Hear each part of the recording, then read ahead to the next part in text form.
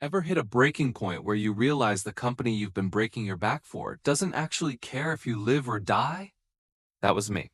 Sitting in a meeting with one of our biggest clients, listening to my boss spew lies about how much I was valued, while my paycheck told an entirely different story.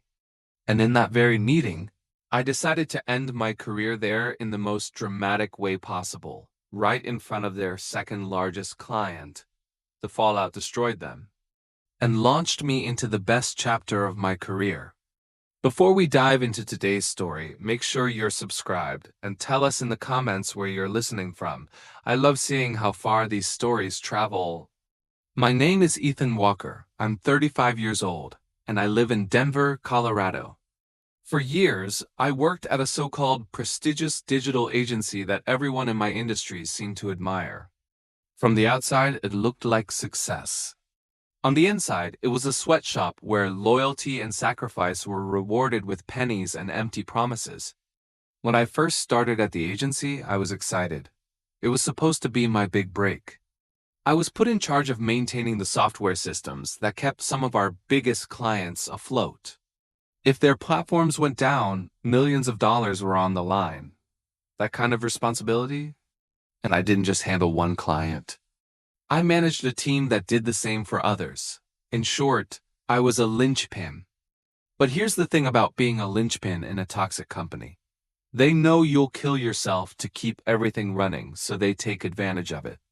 Year after year, I'd go into performance reviews hopeful. I wasn't asking for yachts and Ferraris. I just wanted fair pay for the mountain of responsibility crushing me. Instead, either denied completely or tossed a raise so insulting it felt like a bad joke.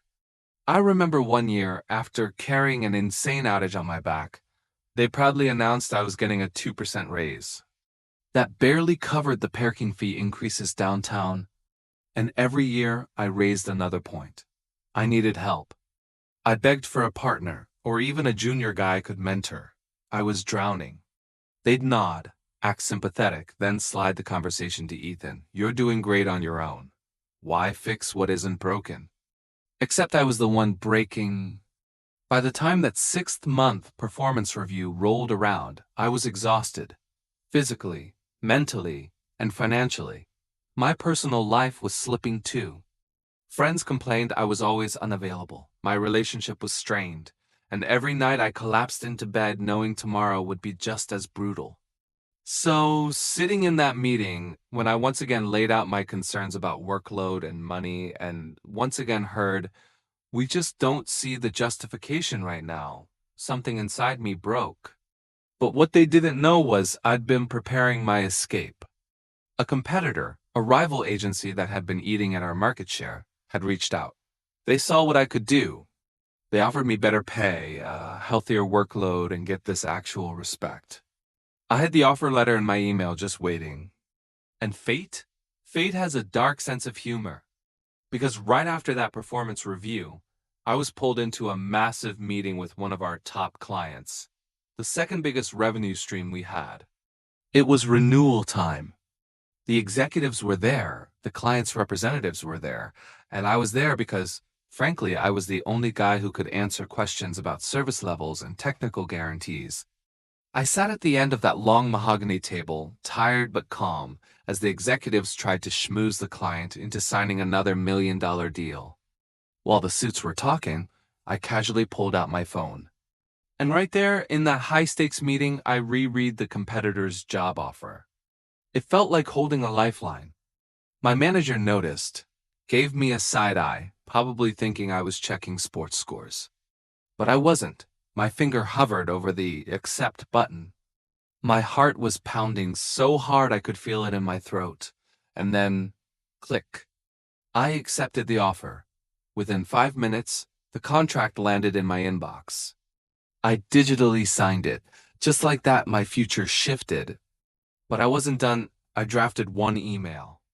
Addressed it to HR, my manager, and several executives who conveniently were all sitting in that same room. My resignation, effective immediately. I pressed send. I watched them, one by one, check their phones.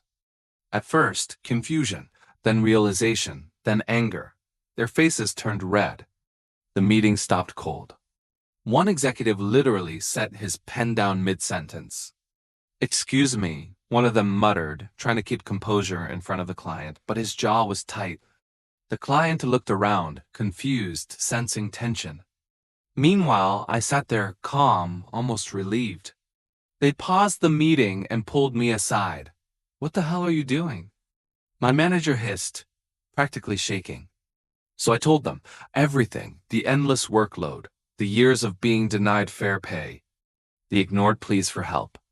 I told them about how their negligence had broken me down to the point where leaving wasn't just an option, it was survival.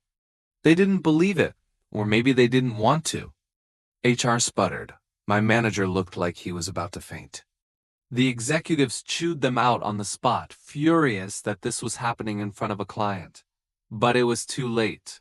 My decision was final. And here's the kicker. The client looked unsettled. But they stayed and renewed that year. Not because of the company, but because of me. Because I had built trust. They trusted I'd keep things running smoothly during the transition. But after I left, after my hands were off the wheel, the cracks showed. The company couldn't maintain the uptime guarantee without me. Service degraded. Promises went unmet. And by the following year, the client walked away. Millions of dollars gone. Meanwhile, I thrived. At the competitor, my pay was better, my workload balanced, and for the first time in years, I actually felt valued. My career skyrocketed. And that old company? Oh, they blamed the harsh market. They started downscaling, losing more contracts, shrinking into irrelevance. But the truth? Their downfall wasn't the market. It was their arrogance. They thought I was disposable. Turns out I was the one holding everything together. So let's recap. I went into that meeting underpaid, overworked, and invisible. By the time I walked out, I had secured a new career, publicly embarrassed my neglectful bosses in front of a multi-million-dollar client, and set in motion the collapse of the very company that thought I was replaceable. That was my revenge, and it was sweeter than any raise they could have given me. Here's what I learned. When people show you they don't value you, believe them. You can't set yourself on fire to keep others warm. Sometimes the best revenge isn't yelling, or fighting, or plotting. Sometimes it's simply walking away at the perfect moment and letting their own choices burn them down. So what do you think? Was this the ultimate power move? Have you ever been underestimated at work, only to prove everyone wrong? Drop your stories in the comments. I'd love to read them. And hey, if you enjoyed this ride, hit that like button, subscribe for more real-life revenge stories, and share this video with someone who needs a reminder that respect isn't optional, it's earned. Thanks for watching.